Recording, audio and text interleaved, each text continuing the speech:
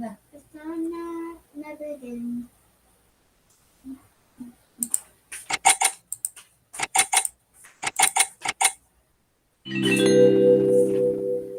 Describe three classifications of robot applications.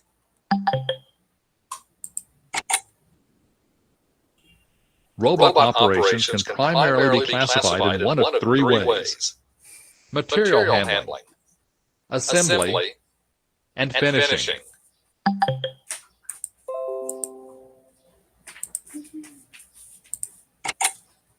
There are three primary classifications of material handling in robot applications: material transfer, machine tending, and palletizing.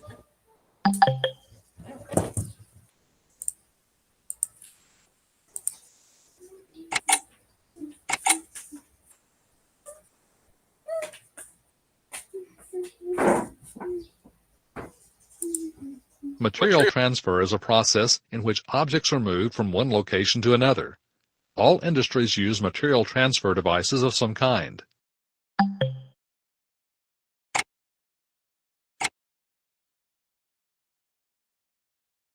Machine tending consists of loading a part into a machine or removing the processed product. Some examples of machines that robots load and unload are CNC mills, CNC lathes, and injection molding machines.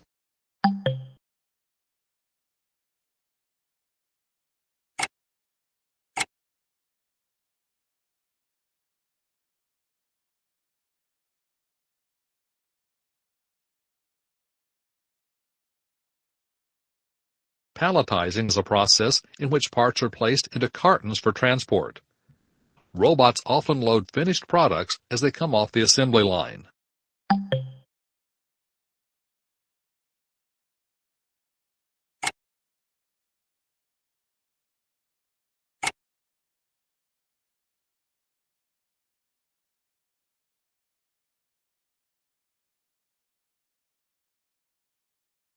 Assembly is the application in which parts are placed together into a finished product.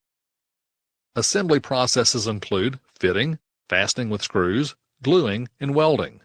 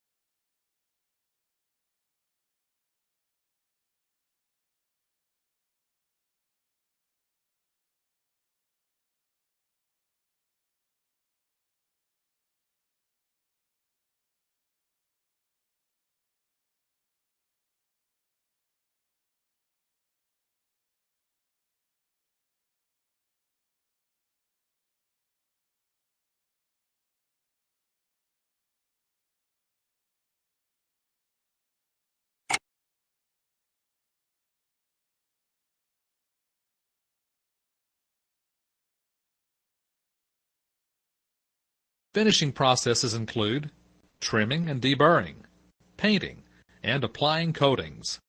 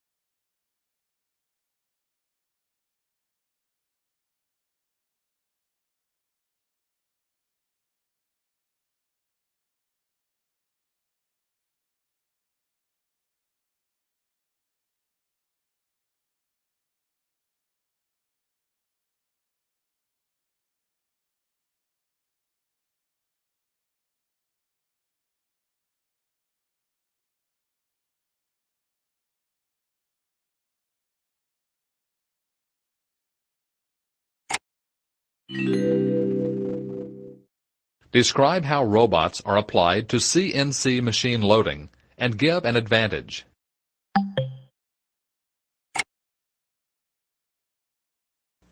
Many industrial machines require that parts be placed into the machine and then removed after the machine is finished performing its operation.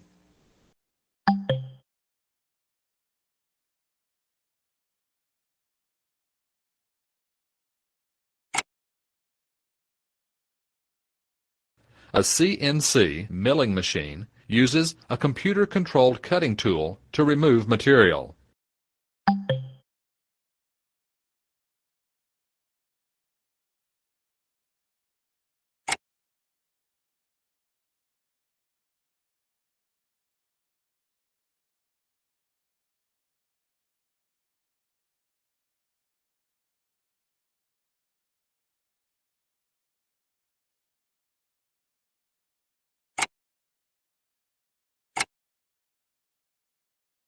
Material processed in the milling machine is usually held in place by a device called a vise. The vise clamps the part firmly to the table of the machine so that it does not move.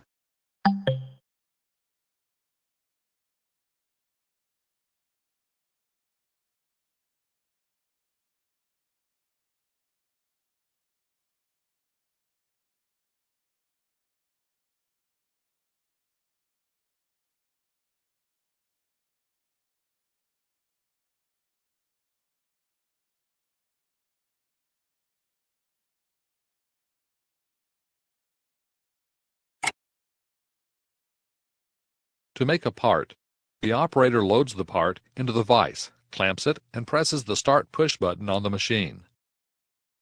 The CNC machine then performs a series of operations to machine the part. When the operation is complete, the operator unclamps the vise and removes the part. Then the cycle can be repeated.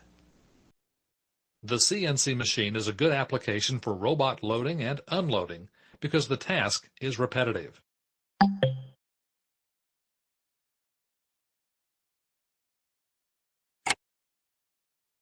A detailed diagram of the devices that can be used in a robot or CNC work cell and how they are interfaced with each other is shown.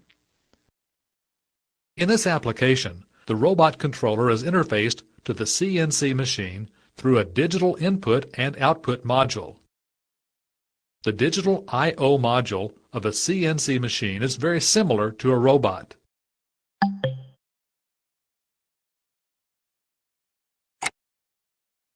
Another robot controller output directly controls the vise, which is electro-pneumatically operated. It should be noted that most larger CNC machines use a hydraulic vise.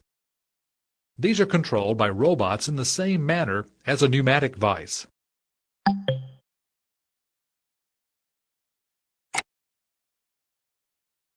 An example of a robot CNC work cell operation is shown.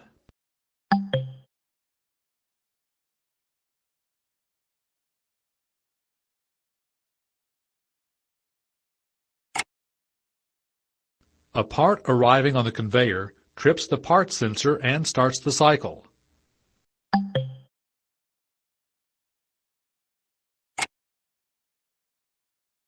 The robot then picks up the part and places it in the vise.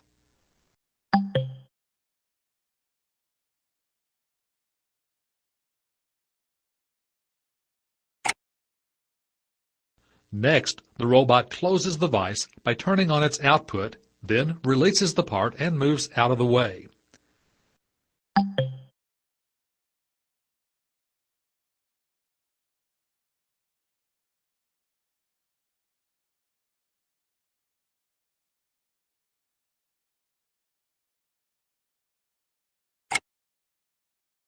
Then the robot turns on another output to send a signal to start the mill.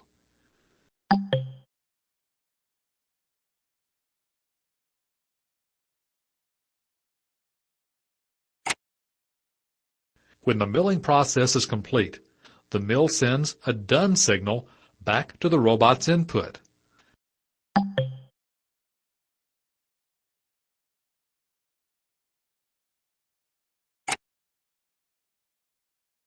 The robot grabs the finished part, opens the vise, and places the part in the parts bin.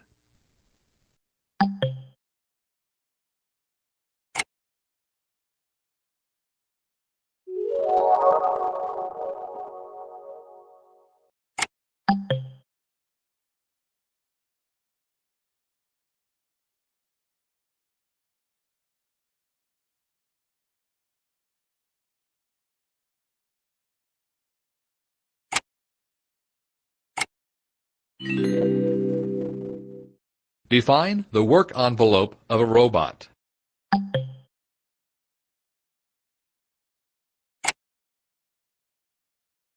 A robot's work envelope is the area where the robot operates.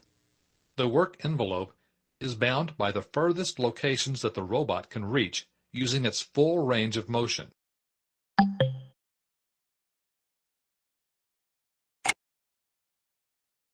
The robot can only position its end effector within the boundary of the work envelope. Within this boundary, the robot can position its end effector to any point. Therefore, any devices the robot must reach must be located within this envelope.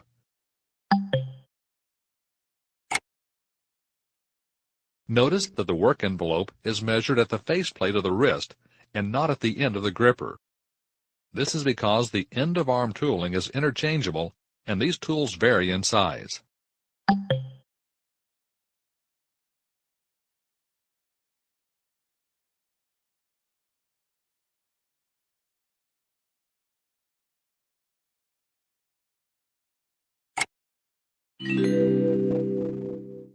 Describe the work envelope of a double-jointed robot and give an advantage.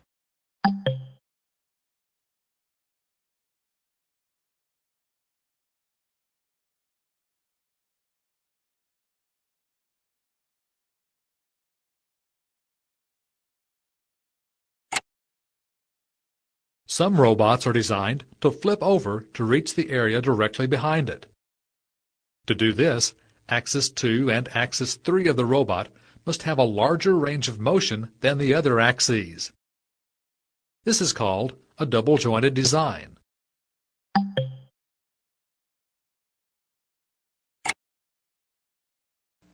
There are three advantages of the double-jointed design over a single-joint design: larger work cell area, tight space navigation, and quicker work envelope travel time.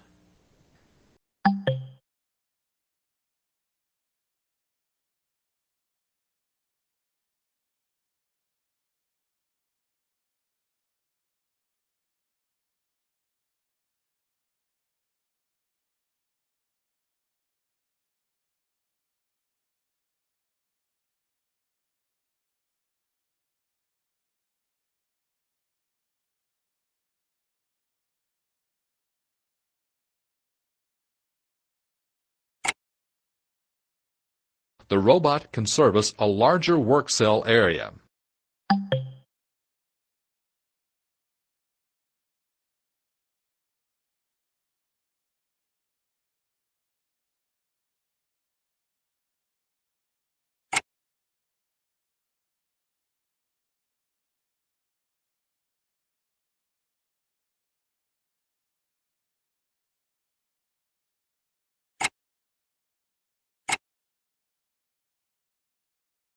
The robot can retract its arm from tight spaces without rotating its waist. This is extremely helpful in machine tending.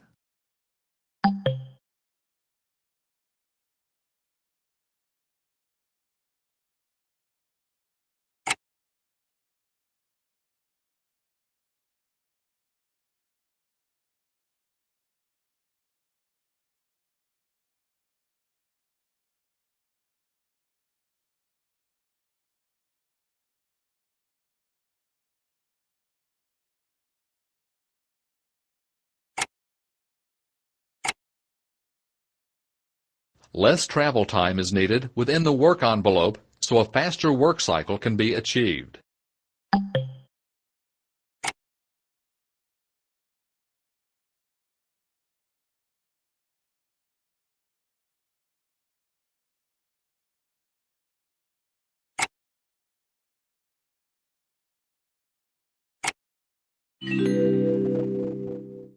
Describe the four types of robot geometry and give an advantage of each.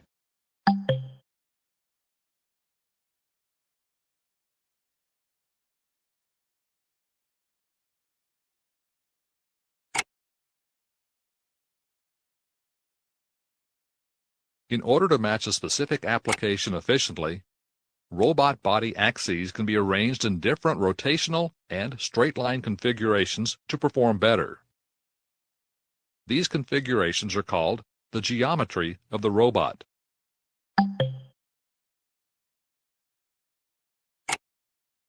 There are four main types of robot geometries: Cartesian, cylindrical, polar or spherical, and revolute or articulated.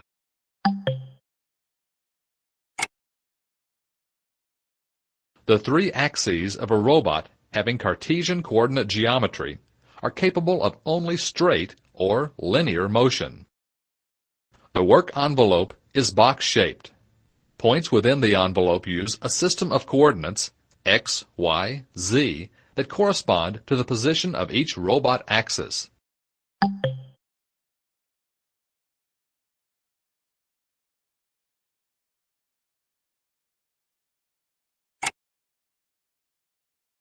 For example, one corner of the envelope having the coordinates 0, 0, 0 would represent the fully retracted position of each of the robot's axes.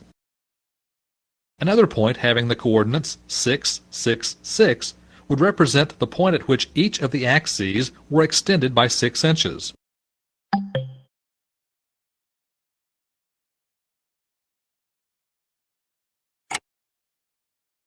A Cartesian coordinate robot called a gantry robot is mounted overhead in order to save space. The Cartesian coordinate robot is excellent in applications where horizontal and vertical moves need to be made with high accuracy and repeatability. Cartesian coordinate robots are also used to assemble small parts or insert parts into electronics printed circuit boards with a minimum of robot programming.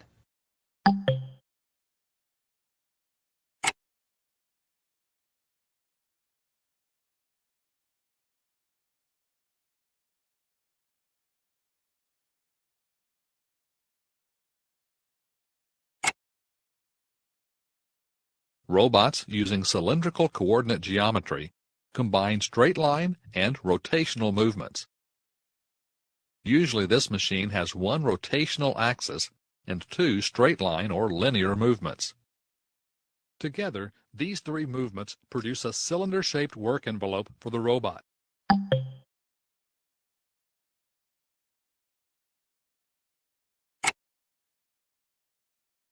These robots are primarily used to perform pick-and-place operations such as loading or unloading palletized materials to and from conveyor belts. The geometry design of this robot is very efficient, and the robot is relatively easy to program.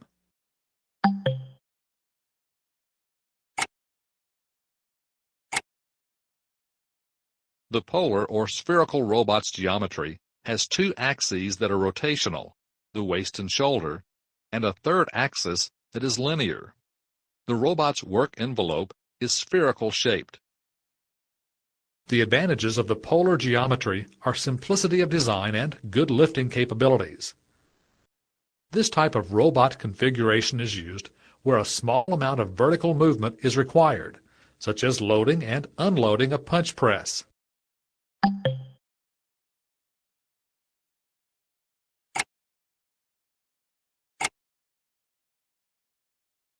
The revolute, or articulated configuration, describes a robot with joints and movements that resemble the movements of a human joint.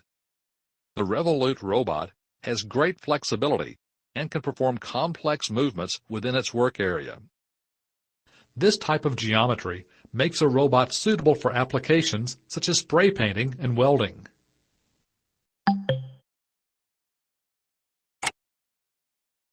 Horizontal revolute configuration robots are also called SCARA robots. SCARA means Selective Compliance Assembly Robot Arm. These robots are especially designed for assembly applications. SCARA robots traditionally have several rotational axes in a plane parallel to the work surface and one axis in a vertical plane.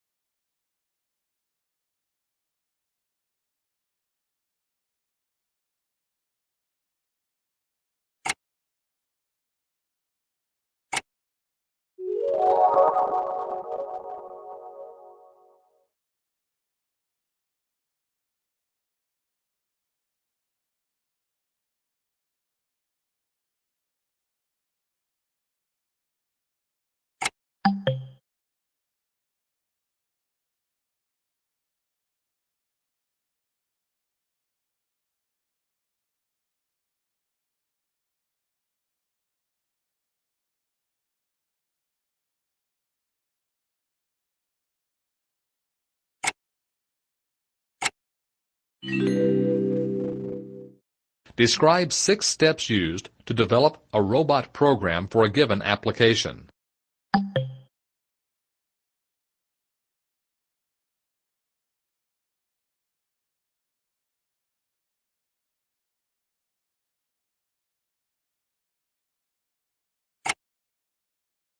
As robot applications get more complex, it is very important to use a step-by-step approach when designing robot programs.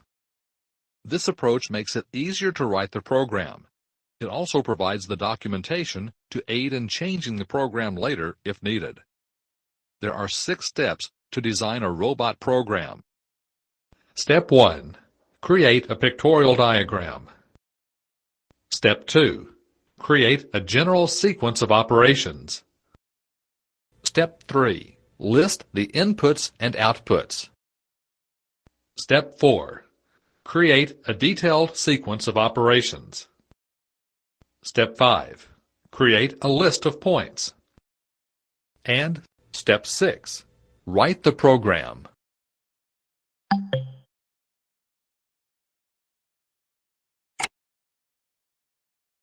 Work cell drawings usually include an overhead view that shows the robot, the devices it will interact with, the location and type of input and output devices used, and the parts to be handled. The drawing should be drawn to scale, or at least with accurate proportions.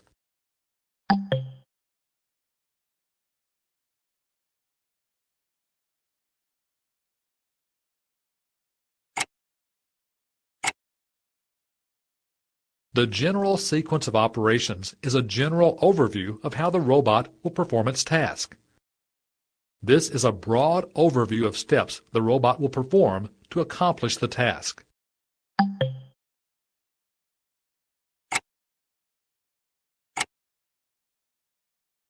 The input and output list should include the name, function, and type of I/O devices needed for this application, as well as the I/O address for each device.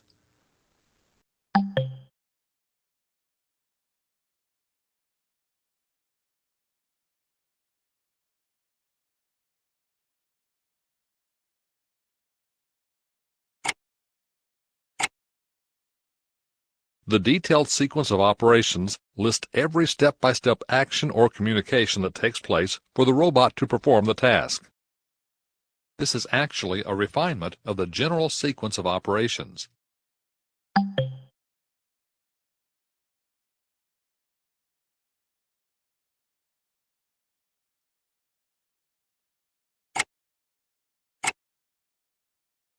This is a list of points where the robot must move to achieve the detailed sequence of operations. The function of each point should also be described. The point list enables the programmer to teach the points quickly and then refer to them later.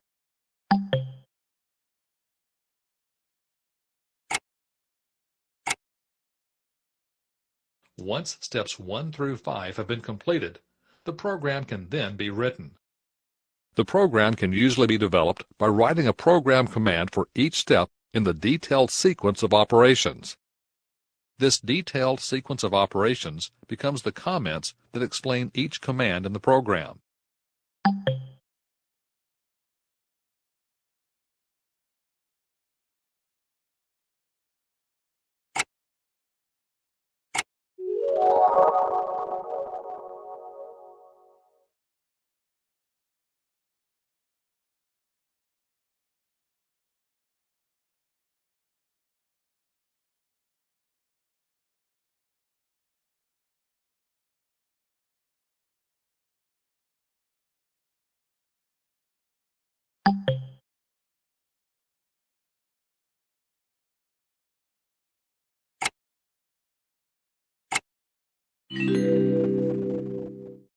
Define material transfer and describe 5 methods.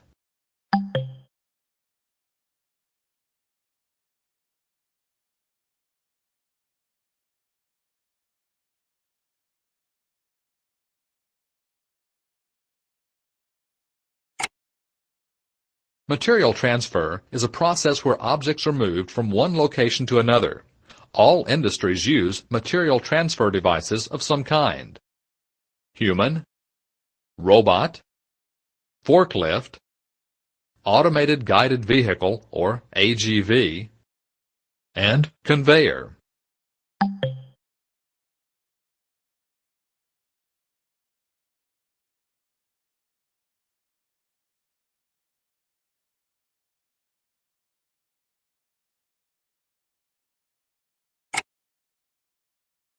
People are most often used to transfer light loads over short distances.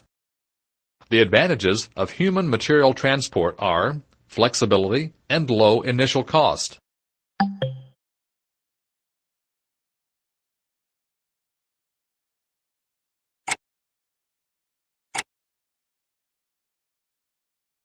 Robots are also used to transfer light loads over short distances within the robot's work envelope. The robot can do this at a lower overall cost than a human because it can work 24 hours a day.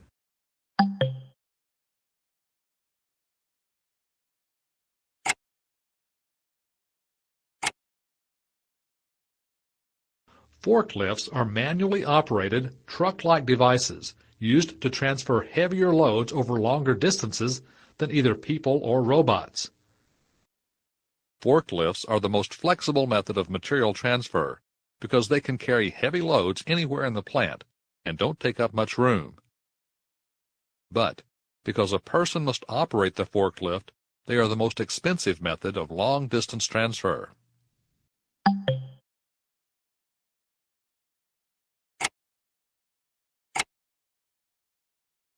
Automated guided vehicles are like automated forklifts.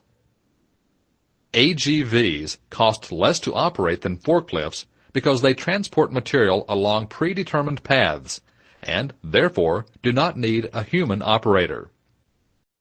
However, AGVs are less flexible than forklifts because a program change is necessary to change its path.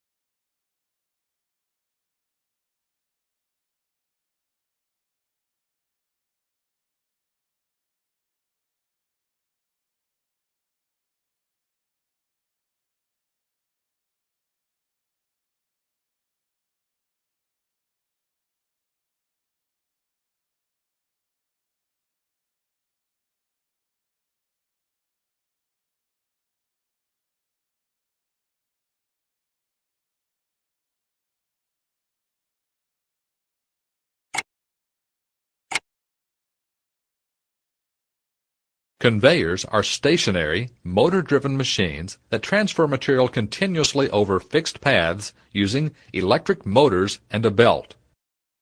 For material transfer over long distances within a factory, conveyors are the lowest cost method. Conveyors are the least flexible because they require a lot of room and may block pathways. In order to change the path of a conveyor, the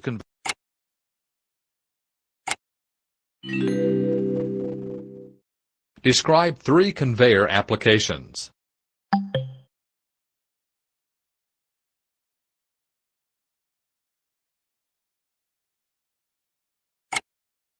There are 3 common applications for conveyors.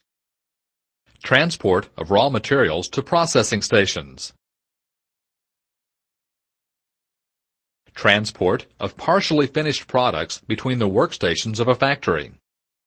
Transport of finished products to their storage location.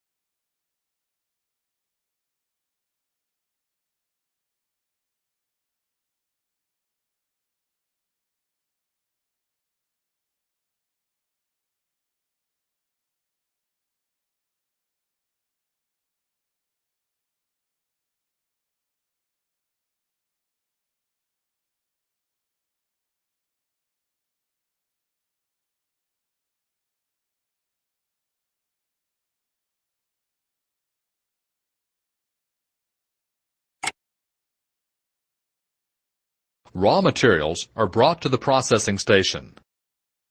An example would be a conveyor carrying iron ore into a steel manufacturing process for the purpose of extracting the iron.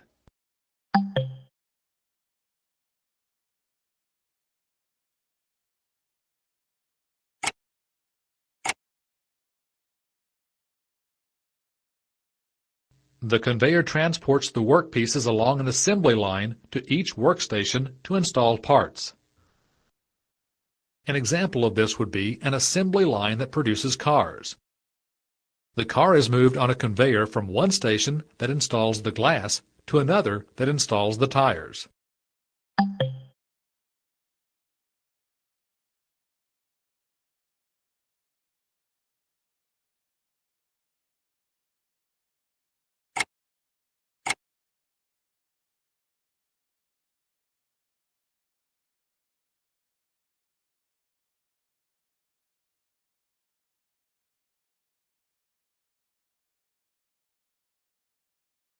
The conveyor transports the finished materials to their final location.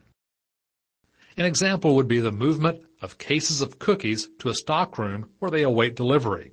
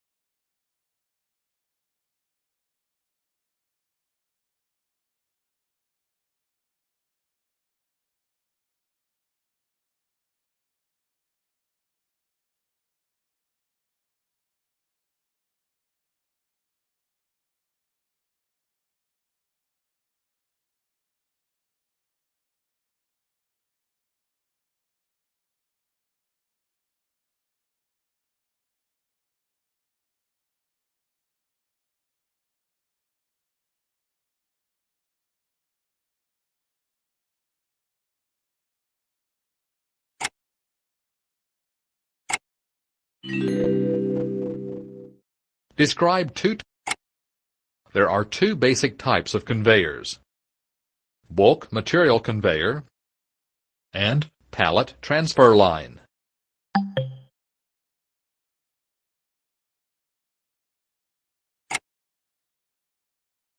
The bulk material conveyor is the most common type of conveyor. This conveyor simply moves materials from one location to another when a high degree of precision is not necessary.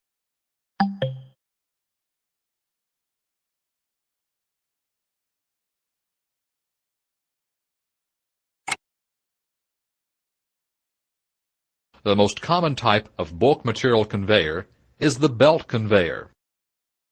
The belt conveyor uses an endless belt powered by a drum or roller at one or both ends of the conveyor. The middle of the conveyor can be supported by either a flatbed or rollers. Bulk material conveyors are often used with manual operator stations where people lift, sort, assemble, or perform some other task.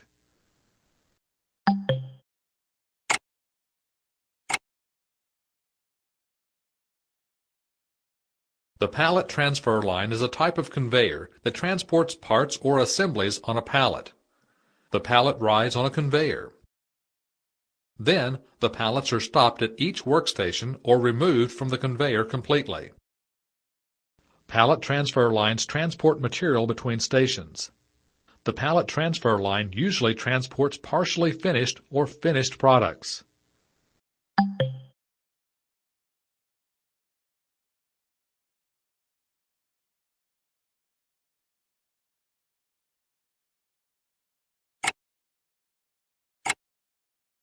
Here are some common applications for bulk material conveyors. Transport of raw material to processing stations. Transport between workstations. And transport of finished products to their storage locations.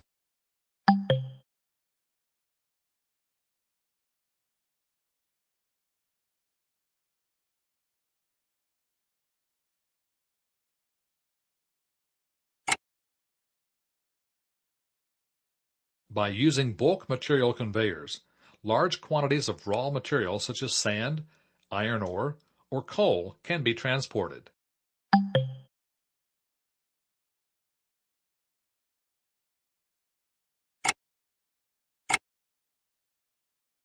Bulk conveyors are used to transport materials between workstations only when the parts do not need to be precisely located.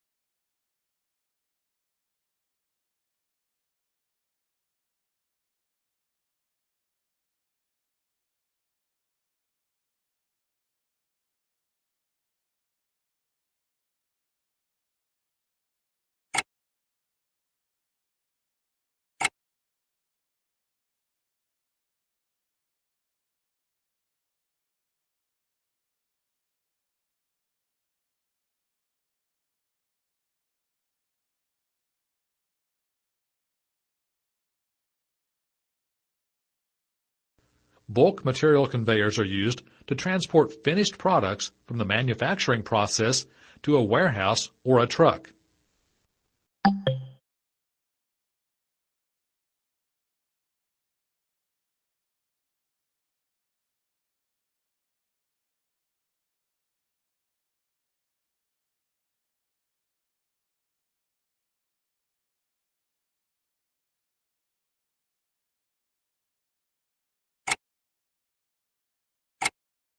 There are two common applications for pallet transfer lines. Transport materials that do not travel well, and transport partially finished products between workstations.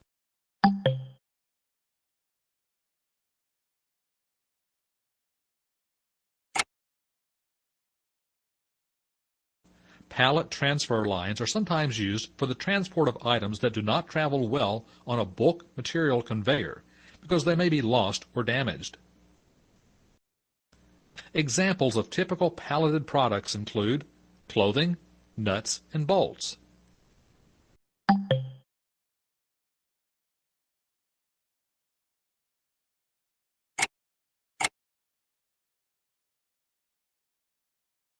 Pallet transfer lines are more commonly found transporting partially finished products between workstations. These workstations can have either manual or automated processes. Pallet transfer lines are used in manual assembly processes because pallets serve as stable platforms on which to assemble parts. Pallet transfer lines are used in automated assembly processes because the pallet accurately positions the parts so that a robot can find them when the pallet stops at the robot station.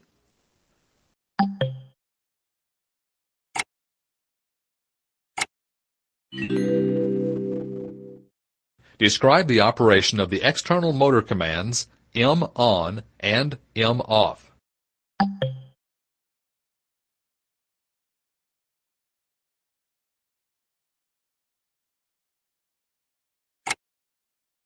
The MCL language includes commands that allow the robot to control a conveyor.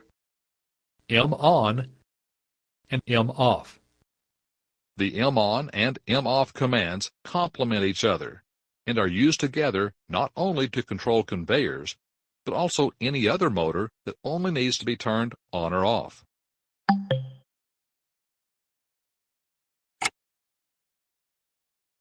The M-on command will turn on a motor that is attached to a robot controller axis. The first number defines the direction that the motor will turn. A positive number causes the motor to turn forward. A negative number causes the motor to turn in reverse. The second number is the axis to which the conveyor is connected.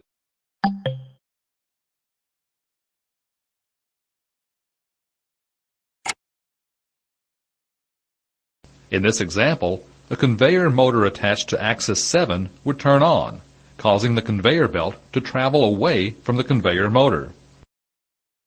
In this example, a conveyor motor attached to axis 8 would turn on, causing the conveyor belt to travel toward the conveyor motor.